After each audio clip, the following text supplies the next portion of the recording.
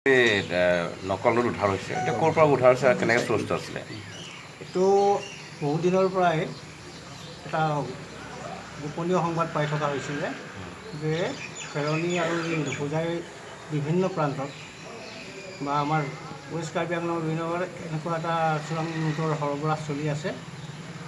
এই চোৰাংচোৱা সূত্ৰটোৰ পৰা সংবাদ পাই আমাৰ ঊৰ্ধ্বতম কৰ্তৃপক্ষৰ সহযোগত তাৰ যাৱতীয় নিৰ্দেশত আৰ্মি আৰু খেৰণী থানাৰ আৰক্ষী বিষয়াই কালি মাইল কিলো বস্তিত অপাৰেশ্যন চলাই জ্ঞান বাহাদুৰ লামা আৰু নিখিল কেৰাং নামৰ দুজনক কাৰায়ত্ব কৰে আৰু তেওঁলোকৰ পৰা 2000 টকীয়া সন্দেহযুক্ত FICN 100খন অৰ্থাৎ 2 লাখ টকা আৰু এটা 7.65 পিষ্টল আৰু 3 ৰাউণ্ড সজীৱ গুলি উদ্ধাৰ কৰা হয়।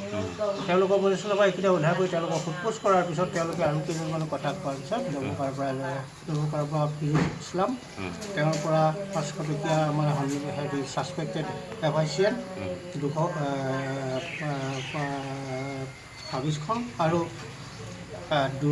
2000 টকীয়া 5খন FICN তেওঁৰ পৰা উদ্ধাৰ কৰা হয় আৰু তেওঁলোকৰ লগতে জড়িত থকা জয়ন্ত সিং নামৰ এজনকো কাৰায়ত্ব কৰা হয়। ক'ৰ পৰা উদ্ধাৰ কৰিছে তেওঁলোকৰ ডবকাৰ পৰা এজন আৰু এজন পমখেদি গোপনসূত্ৰ পমখেদি হোজাইৰ পৰা। এই চক্ৰটোৰ সৈতে আৰু লোক জড়িত থকাৰ কিবা আছে নেকি তেনেকুৱা খবৰ? যথেষ্ট ইমান কম মানুহৰ ভিতৰতো এইটো মানে ইমান ডাঙৰ এটা কাম কৰিব নোৱাৰে, নিশ্চয় আছে ইয়াত। এইটো তদন্তত আহি থাকিব লাহে লাহে, গতিকে এইটো তদন্ত অব্যাহত ৰখা হৈছে।